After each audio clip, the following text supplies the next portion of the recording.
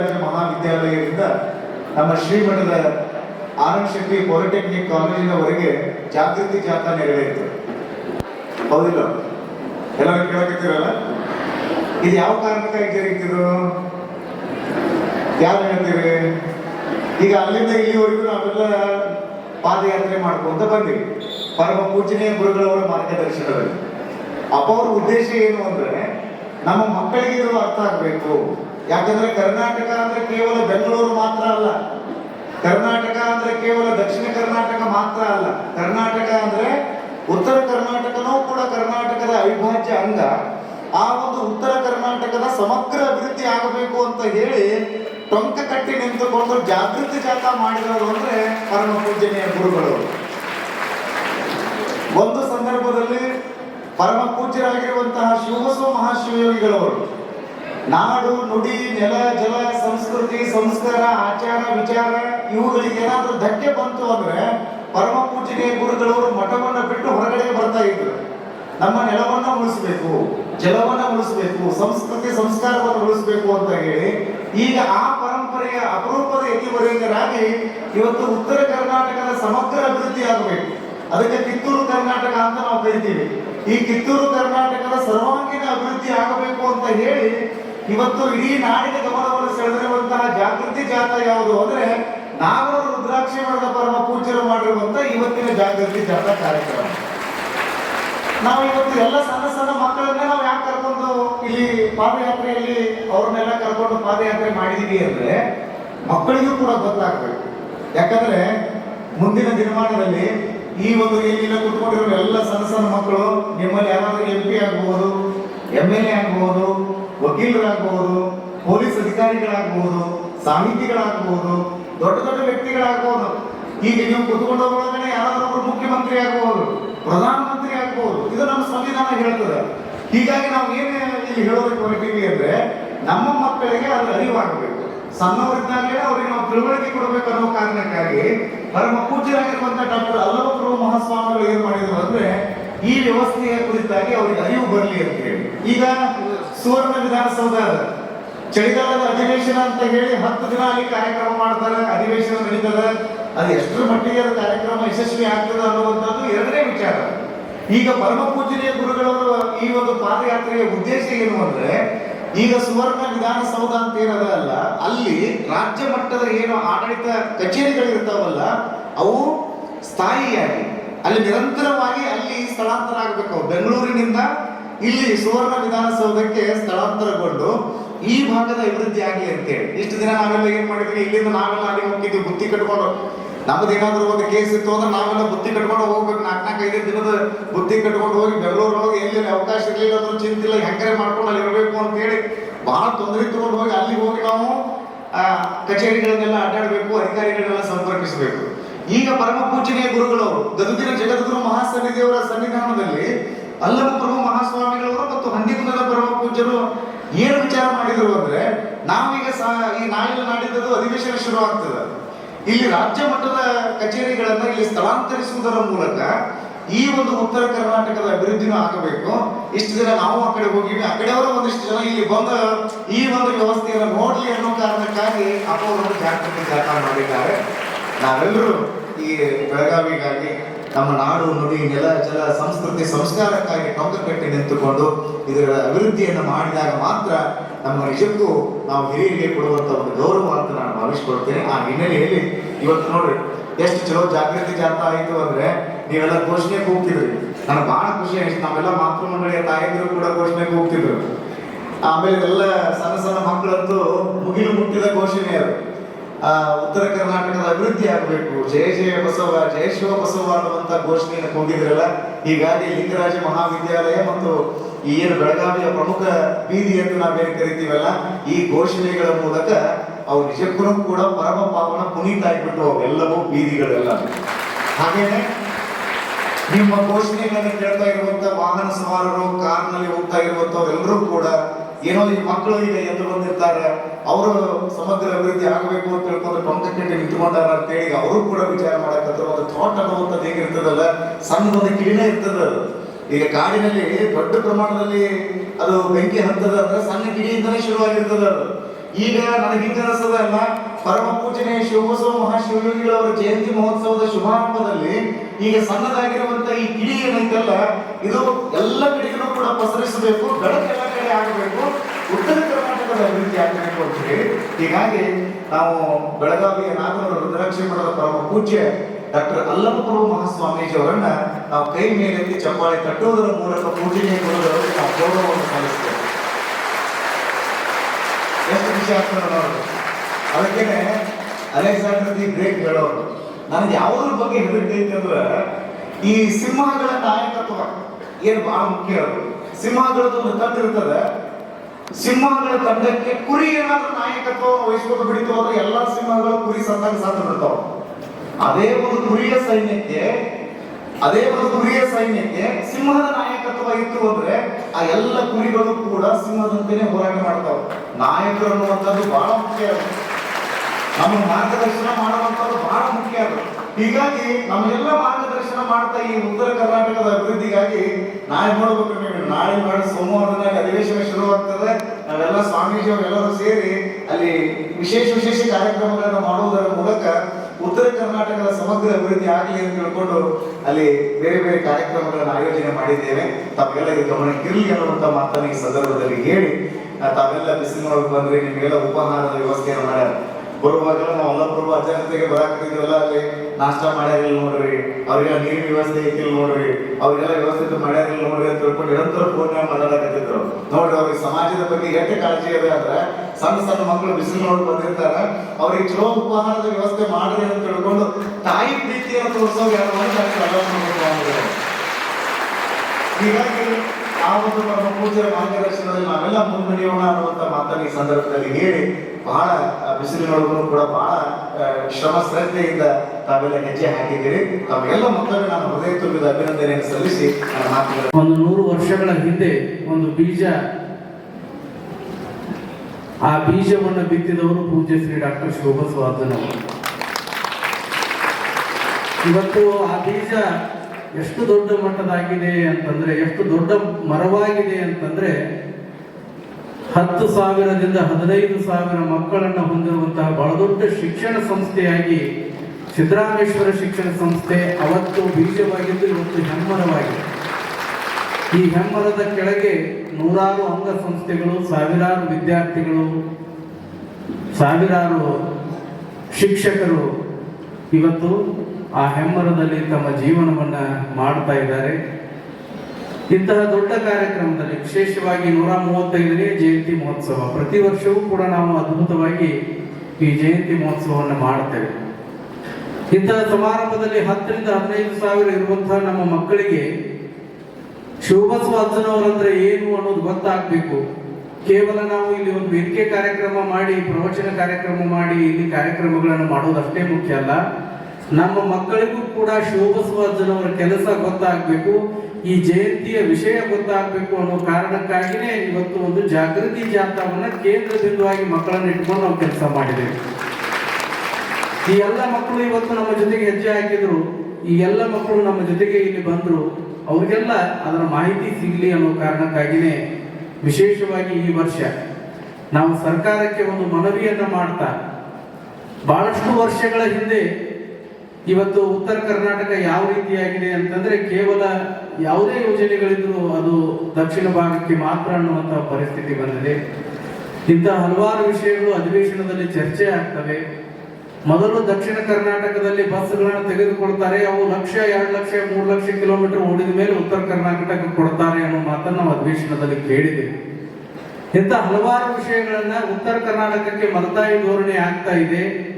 ಅದೆಲ್ಲ ಆಗಬಾರ್ದು, ನಾವೆಲ್ಲರೂ ಒಂದೇ, ನಮ್ಮ ಗೊಬ್ಬ ತಂದೆ ಅನ್ನುವಂತೆ ನಮಗೆಲ್ಲರಿಗೂ ಕರ್ನಾಟಕವೇ ಮುಖ್ಯವಾಗಿರುವಾಗ ಈ ಮಲತಾಯಿ ಧೋರಣೆ ಯಾಕೆ ಅನ್ನುವಂತಹ ಪ್ರಶ್ನೆಯನ್ನು ಇಟ್ಕೊಂಡು ಇವತ್ತು ಬೆಳಗಾವಿ ಅದು 2ನೇ ರಾಜಧಾನಿ ಆಗಬೇಕು. ಸುವರ್ಣಸೌಧ ಇಲ್ಲಿ ನಿರ್ಮಾಣ ಆಗಿದೆ, ಆದ್ರೆ ಅದು ಏನಾಗಿದೆ ಅಂತಂದ್ರೆ ಬೂದು ಬಂಗ್ಲಾ ಆಗಿದೆ. ವರ್ಷಕ್ಕೊಮ್ಮೆ ಮಾತ್ರ 10 ದಿನ ಅಧಿವೇಶನ ಮಾಡ್ತಾರೆ, ಮತ್ತೆ ಅದು ಯಾವುದೇ ಕಾರ್ಯಚಟುವಟಿಕೆಯನ್ನು ಮಾಡುವುದಿಲ್ಲ. ನಮ್ಮ ಜನ ಬೆಂಗಳೂರಿಗೆ ಹೋದಾಗ ಹಲವಾರು ಬೆಂಗಳೂರಿಗೆ ಹೋಗ್ತಾರೆ, ಅಲ್ಲಿ ಹಲವಾರು ತಮ್ಮ ಕೆಲಸಗಳನ್ನು ಮಾಡುವಂತ ಸಂದರ್ಭದಲ್ಲಿ ಅಂತಹ ಒಂದು ಕಚೇರಿಗಳು ಇವತ್ತು ಬೆಳಗಾವಿಗೆ ಸ್ಥಳಾಂತರ ಆದರೆ ನಮ್ಮ ಜನರ ಸಾಕಷ್ಟು ಸಮಯ ಉಳಿತದೆ ಅನ್ನುವಂತಹ ಒಂದು ಕಾರಣದಿಂದ ರಾಜ್ಯ ಮಟ್ಟದ ಕಚೇರಿಗಳನ್ನ ಇಲ್ಲಿ ಬೆಳಗಾವಿಗೆ ಸ್ಥಳಾಂತರ ಆಗಬೇಕು ಅನ್ನುವಂತಹ ಹಲವಾರು ಮನವಿಯನ್ನು ಇಟ್ಕೊಂಡು ಇವತ್ತು ಈ ಜಾಗೃತಿ ಜಾಥಾ ಸಮಾರಂಭವನ್ನು ನಾವು ಮಾಡಿದ್ವಿ. ವಿಶೇಷವಾಗಿ ನಮ್ಮ ಎಲ್ಲ ಶಿಕ್ಷಣ ಸಂಸ್ಥೆಯ ಸಿಬ್ಬಂದಿಯವರಿಗೆ ಹಾಗೂ ಮಕ್ಕಳಿಗೆ ನಾನು ತುಂಬ ಹೃದಯದ ಅಭಿನಂದನೆಗಳನ್ನು ಈ ಸಂದರ್ಭದಲ್ಲಿ ಸಲ್ಲಿಸ್ತೇನೆ. ಯಾಕೆಂತಂದ್ರೆ ನಮ್ಮ ಶಿವಬಸವಜ್ಜನವರು ಎಂಥ ಸಂಸ್ಕೃತಿ ಸಂಸ್ಕಾರವನ್ನು ಇಲ್ಲಿ ಬಿತ್ತಿದ್ದಾರೆ ಅಂತಂದ್ರೆ, ನಾವು ನಿನ್ನೆ ಮೊನ್ನೆ ಈಗ 2 ದಿನದಲ್ಲಿ ಇದನ್ನು ನಾವು ತಯಾರು ಮಾಡಿದ್ದೀವಿ. ಬಹಳ ದಿನದಿಂದ ಇದನ್ನು ನಾವೇನು ಮಾಡಿಲ್ಲ, ಇದು ಪೂರ್ವ ನಿಯೋಜಿತವಾಗಿ ಏನಿಲ್ಲ. ಕೇವಲ 2-3 ದಿನಗಳಲ್ಲಿ ಇಷ್ಟು ವ್ಯವಸ್ಥಿತವಾಗಿ ನಾವು 8:30 ಗಂಟೆಗೆ ಅಲ್ಲಿ 9 ಗಂಟೆಗೆ ಅಲ್ಲಿ ಇರಬೇಕು ಅಂದಾಗ ನಮ್ಮ ಎಲ್ಲ ಮಕ್ಕಳು ಹಾಗೂ ಎಲ್ಲ ಸಿಬ್ಬಂದಿಯವರು ಅಲ್ಲಿ ಇದ್ದಾರಲ್ಲ, ಅದು ನಿಜವಾಗ್ಲೂ ನನಗೆ ಅಭಿಮಾನ ಮತ್ತು ಹೆಮ್ಮೆ ಆಗ್ತದೆ. ಯಾಕೆಂತಂದ್ರೆ ಸರಿಯಾದ ಸಮಯಕ್ಕೆ ಅಲ್ಲಿ ಬಂದು ಪಾಲ್ಗೊಳ್ಳೋದಂದ್ರೂ ಅದು ಅಷ್ಟು ಈಸಿ ಆಗಿರುವಂತಹ ವಿಷಯ ಅಲ್ಲ.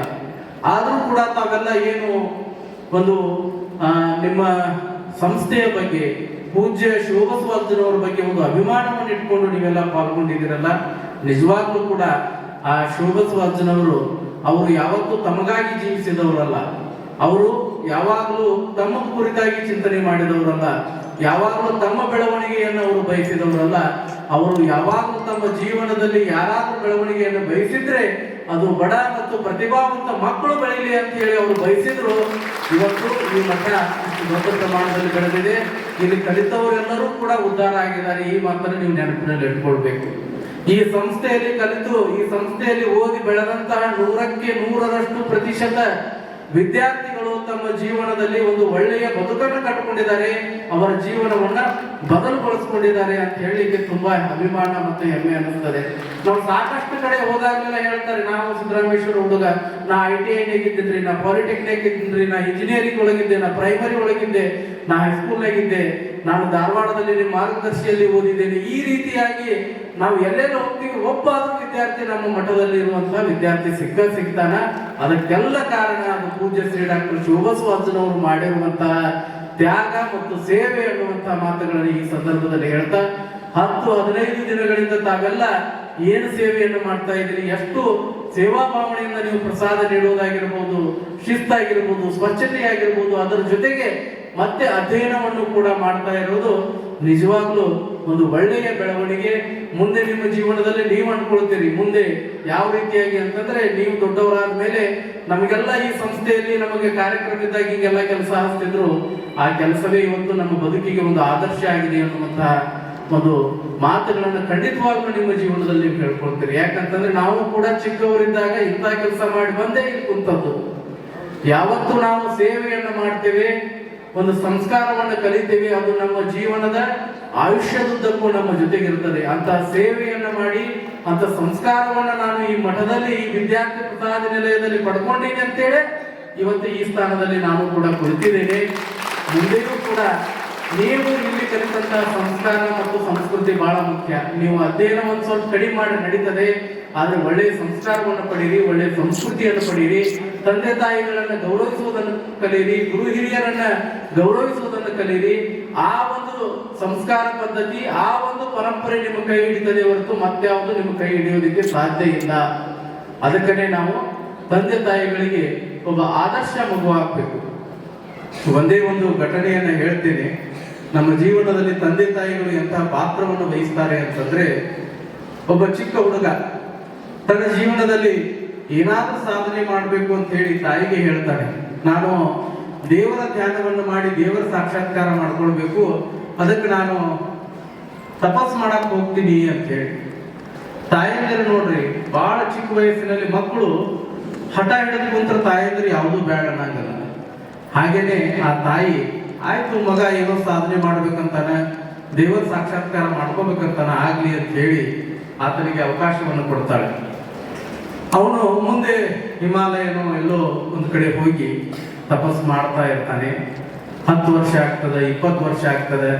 ತಪಸ್ ಮಾಡ್ತಾ ಇರುವಾಗ, ಹೀಗೆ ತಪಸ್ ಮಾಡ್ತಾ ಕುಳಿತಿರುವಾಗ ಆ ಒಂದು ಸ್ಥಳಕ್ಕೆ ಇವನ ಊರಿನವರು ಒಂದು 4-5 ಜನ ಬರ್ತಾರೆ. 4-5 ಜನ ಬಂದು ಅಲ್ಲಿ ಮಾತಾಡ್ಕೊತಾರೆ. ಏನ್ ಮಾತಾಡ್ತಾ ಇರ್ತಾರೆ ಅಂದ್ರೆ, ಇವ್ ನಮ್ಮೂರು ಹುಡುಗಿದ್ದಂಗ ಅದಾನಲ್ಲ, ಇಲ್ಲೇ ಅದಾನ, ಏನೋ ತಪಸ್ ಮಾಡಾಕತ್ತಾನ, ಇವನ ತಾಯಿ ಅಲ್ಲೇ ಇದ್ದಾಳ, ಒಬ್ಬಕ್ಕೆ ಅದಾಳ, ಈ ತರದ ಮಾತುಗಳನ್ನ ಆ ಹುಡುಗ ಕೇಳ್ತಾನೆ. ಕೇಳಿ ಅವನಿಗೆ ಅನ್ನಿಸ್ತದ, ಹೌದಲ್ಲ ನಾನು ಭಾಳ ವರ್ಷ ಆಯ್ತು ಬಂದು ನನ್ನ ತಾಯಿಯನ್ನಾದ್ರೂ ಒಂದ್ಸಲ ನೋಡಿ ಬರಬೇಕು. ಅವರೆಲ್ಲ ಮಾತಾಡ್ಕೊತಿರ್ತಾರ, ಇವನ ತಾಯಿ ಇನ್ನೂ ಅದ ಗುಡಿಸಲೊಳಗಾದಾಳ, ಇನ್ನೂ ಮಗನ ನೆನೆಸ್ತಾಳ, ಹೀಗೆಲ್ಲ ಮಾತಾಡೋದನ್ನ ಕೇಳಿ ಆತನಿಗೂ ಅನಿಸ್ತದ ತಾಯಿಯನ್ನು ನೋಡಬೇಕು ಅಂತ ಹೇಳಿ. ಆಯ್ತು ಅಂತ ಹೇಳಿ ಆತ ತನ್ನ ಊರಿಗೆ ಬರ್ತಾನೆ. ಸಾಯಂಕಾಲ ಆಗಿರ್ತದೆ, 7-8 ಸುಮಾರು, 8-9 ಸುಮಾರಕ್ಕೆ ಬಂದಾಗ ಮನೆಯೊಳಗೆ ತಾಯಿ ಇರ್ತಾಳ. ಈತ ಕಿಟಕಿ ಒಳಗೆ ನಿಂತ್ಕೊಂಡು ತಾಯಿಯನ್ನು ನೋಡ್ತಿರ್ತಾನೆ, ಏನಾರು ಮಾಡಾಕ್ತಾಳ ನಮ್ಮ ತಾಯಿ ಅಂತೇಳಿ.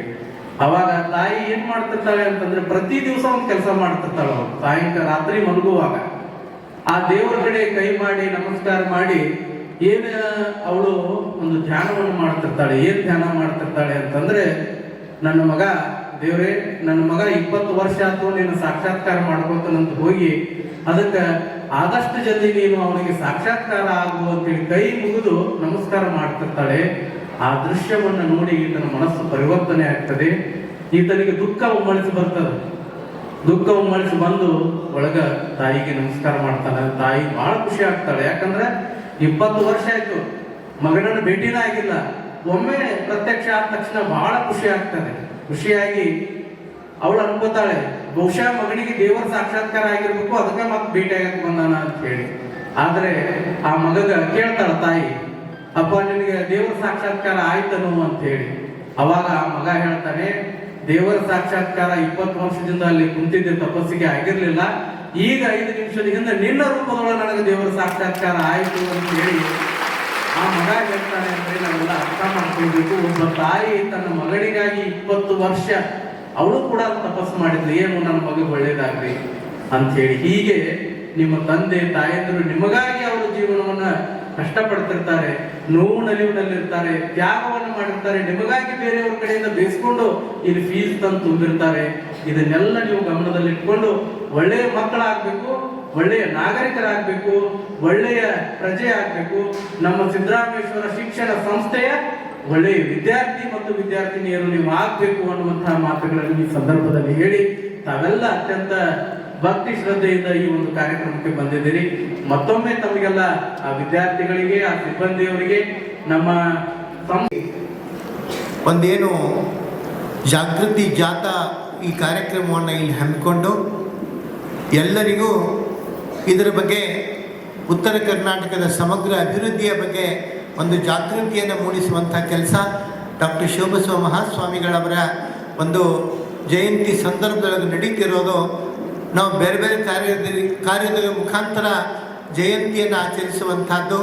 ನಾನು ಅಂದ್ಕೋತೀನಿ ಇವತ್ತು ಈ ಉತ್ತರ ಕರ್ನಾಟಕದ ಅಭಿವೃದ್ಧಿಯ ಜಾಗೃತಿಯನ್ನು ಮೂಡಿಸುವಂಥ ಕಾರ್ಯದ ಮೂಲಕ ನಿಜವಾದ ಜಯಂತಿ ಕಾರ್ಯಕ್ರಮ ಇವತ್ತಿಲ್ಲಿ ಆಚರಣೆಗೊಳ್ತಾ ಇದೆ ಅಂತ ಇಟ್ಕೊಂಡು ಹೇಳಿದರೆ ತಪ್ಪಾಗಲಿಕ್ಕಿಲ್ಲ ಅನ್ನೋ ಮಾತನ್ನು ಹೇಳೋಕೆ ಇಷ್ಟಪಡ್ತೀನಿ. ಒಂದು ಎಲ್ಲ ಪೂಜ್ಯರು ಹೇಳಿದ್ದಾರೆ, ನಾನು ಹೇಳುವಂಥ ಅವಶ್ಯಕತೆ ಮತ್ತೇನು ಉಳಿದಿಲ್ಲ. ಆದರೆ ಇಲ್ಲಿ ಈ ಒಂದು ಉತ್ತರ ಕರ್ನಾಟಕದ ಅಭಿವೃದ್ಧಿಗಾಗಿ ಚಿಂತನೆ ಆಗಬೇಕಾದಂಥದ್ದು ಒಂದು ಉನ್ನತ ಮಟ್ಟದೊಳಗೆ ಇದರ ಬಗ್ಗೆ ರಾಜ್ಯ ಮಟ್ಟದೊಳಗೆ ಇದೊಂದು ಆಲೋಚನೆ ಒಳಪಡಬೇಕಾದಂಥ ಸಂಗತಿ ಅನ್ನೋದನ್ನು ನಾವು ಮರಿಬಾರ್ದು. ಆಗಲೇ ಪೂಜ್ಯರು ಹೇಳಿದ ಹಾಗೆ ಉತ್ತರ ಕರ್ನಾಟಕಕ್ಕೆ ಬೆಳಗಾವಿಗೆ ಒಂದು ಸುವರ್ಣಸೌಧ ಆಯಿತು. ಆದರೆ ಆ ಸುವರ್ಣಸೌಧದ ಹೆಸರು ಸುವರ್ಣಸೌಧ ಆಯಿತು, ಆದರೆ ಈ ಭಾಗದ ಬದುಕು ಇವತ್ತಿಗೂ ಬಂಗಾರ ಆಗುವಂಥ ಲಕ್ಷಣ ನಮಗೆ ಕಂಡು ಬರ್ತಾ ಇಲ್ಲ. ಆ ಕಾರಣಕ್ಕೆ ಪೂಜ್ಯರು ಹೇಳಿದ ಹಾಗೆ ಇವತ್ತು ಉತ್ತರ ಕರ್ನಾಟಕಕ್ಕೆ ಸಂಬಂಧಪಟ್ಟಂಥ ಎಷ್ಟು ಕಚೇರಿಗಳಿದ್ದಾವೆ, ಎಲ್ಲ ಕಾರ್ಯಾಲಯಗಳು, ಎಲ್ಲ ಸಿಬ್ಬಂದಿ ಇಲ್ಲಿ ಬೆಳಗಾವಿಗೆ ಅದನ್ನು ಸ್ಥಳಾಂತರಗೊಳಿಸುವಂಥ ಮೊಟ್ಟ ಮೊದಲ ತೀರ್ಮಾನವನ್ನು ನಾಳೆ ಅಧಿವೇಶನದೊಳಗೆ ಕೈಗೊಳ್ಳಬೇಕು ಅನ್ನತಕ್ಕಂಥ ಒತ್ತಾಯವನ್ನು ಈ ಮೂಲಕ ನಾನು ಸರ್ಕಾರಕ್ಕೆ ಮಾಡೋಕ್ಕೆ ಇಷ್ಟಪಡ್ತೀನಿ. ಮೊದಲನೇ ತೀರ್ಮಾನ ಆಗಬೇಕಿದು, ಬರೀ ತೀರ್ಮಾನ ಅಲ್ಲ, ಅದು ಕಾರ್ಯಗತಗೊಳ್ಳಬೇಕು. ಅದರ ಜೊತೆಗೆ ಏನಾಗಿದೆ, 10 ದಿವಸ ಅಧಿವೇಶನದೊಳಗೆ ಏನೂ ಮಾಡೋಕ್ಕಾಗಲ್ಲ. ಈಗ ನೋಡ್ರಿ, 9ರಿಂದ 20ನೇ ತಾರೀಕು ತನಕ ಅಂತಿರ್ತವೆ, ಮತ್ತು ಅದ್ರಾಗ ಒಂದು ದಿವ್ಸ ಕತ್ತರಿಸಿ 19 ಮಾಡಿರಿ. ಇನ್ನು ಈ 9ರಿಂದ 19 ಈ ಅವಧಿಯೊಳಗೆ ನಾವು ಎಷ್ಟರ ಮಟ್ಟಿಗೆ ಇದ್ರ ಬಗ್ಗೆ ಚರ್ಚೆ ಮಾಡೋದಕ್ಕೆ ಸಾಧ್ಯ ಆಗೋದಿಲ್ಲ. ಆ ಹಿನ್ನೆಲೆಯೊಳಗೆ ನಾನು ಹೇಳೋಕ್ಕೆ ಇಷ್ಟಪಡ್ತೀನಿ, ಉಳಿದ ಅಧಿವೇಶನಗಳು ಅಲ್ಲಿಯೇ ನಡೀಲಿ, ಆದರೆ ಚಳಿಗಾಲದ ಅಧಿವೇಶನ ಸಂಪೂರ್ಣವಾಗಿ 30 ದಿವಸಗಳ ಕಾಲ ಅಧಿವೇಶನ ಸಮಗ್ರವಾಗಿ ಇಲ್ಲಿ ಬೆಳಗಾವಿಯೊಳಗ ನಡೆಸುವಂಥ ತೀರ್ಮಾನನೂ ಆಗಬೇಕಾದಂಥ ಅವಶ್ಯಕತೆ ಭಾಳ ಇದೆ. ಆ ನಂತರ ಉತ್ತರ ಕರ್ನಾಟಕದ ಸಮಗ್ರ ಅಭಿವೃದ್ಧಿ ಅಂತಂದರೆ ಬರೀ ಘೋಷಣೆಗಳಿಂದ ಆಗೋದಿಲ್ಲ, ಭಾಷಣಗಳಿಂದ ಆಗೋದಿಲ್ಲ. ಹೆಂಗಾಗ್ತದೆ ಅಂತಂದರೆ ಬಜೆಟ್ನೊಳಗೆ ಪ್ರತಿ ವರ್ಷ 30,000 ಕೋಟಿ ರೂಪಾಯಿಗಳನ್ನು ಸಮಗ್ರ ಉತ್ತರ ಕರ್ನಾಟಕದ ಅಭಿವೃದ್ಧಿಗಾಗಿ ಮೀಸಲಿಡುವ ಮೂಲಕ ಒಂದು ಹೊಸ ವ್ಯವಸ್ಥೆಯನ್ನು ಪ್ರಾರಂಭ ಮಾಡಬೇಕು ಅಂತ ಹೇಳಿ ಈ ಮೂಲಕ ನಾನು ಸರ್ಕಾರಕ್ಕೆ ಕೇಳ್ಕೊಳ್ತೇವೆ. ಅದರ ಜೊತೆಗೆ ಈ 10 ದಿವಸದ ಕಾಟಾಚಾರದ ಅಧಿವೇಶನ ಬೇಡ, ಇನ್ನು ಮುಂದಿನ ವರ್ಷ ಅಧಿವೇಶನ ಬೆಳಗಾವಿಯೊಳಗೆ ನಡೆಸೋದಾದರೆ ಸಮಗ್ರ ಚಳಿಗಾಲದ ಅಧಿವೇಶನದ ಜೊತೆಗೆ ಇಲ್ಲಿ ಬೆಳಗಾವಿ ಈ ಉತ್ತರ ಕರ್ನಾಟಕದ ಅಭಿವೃದ್ಧಿಗಾಗಿ ವಿಶೇಷ ಒಂದು ಬಜೆಟನ್ನು ಸಹಿತ ಮಂಡಿಸುವಂಥ ಕೆಲಸ ಮಾಡಬೇಕು. ಈಗ ಭಾಳ ಜನ ಉತ್ತರ ಕರ್ನಾಟಕ ಪ್ರತ್ಯೇಕ ರಾಜ್ಯವನ್ನು ಕೇಳಿದ ಕೂಡಲೇ ಅದನ್ನು ತಪ್ಪು ಅಂತ ಹೇಳ್ತಾರೆ. ಅದನ್ನು ನಾನೇನು ಒಪ್ಪೋದಿಲ್ಲ, ಅದು ತಪ್ಪೇ. ಆದರೆ ಒಂದು ತಿಳ್ಕೊಳ್ರಿ, ಇದೇ ರೀತಿಯೊಳಗೆ ಮುಂದೆ ಬರುವ ದಿವಸದೊಳಗೆ ಉತ್ತರ ಕರ್ನಾಟಕ ಪ್ರತ್ಯೇಕ ಅಂತಕ್ಕಂಥ ಧ್ವನಿಗೆ ಮತ್ತೆ ಭಾಳ ಹೆಚ್ಚು ಒತ್ತು ಸಿಗ್ತದೆ ಅನ್ನೋದನ್ನು ಮರಿಬಾರ್ದು.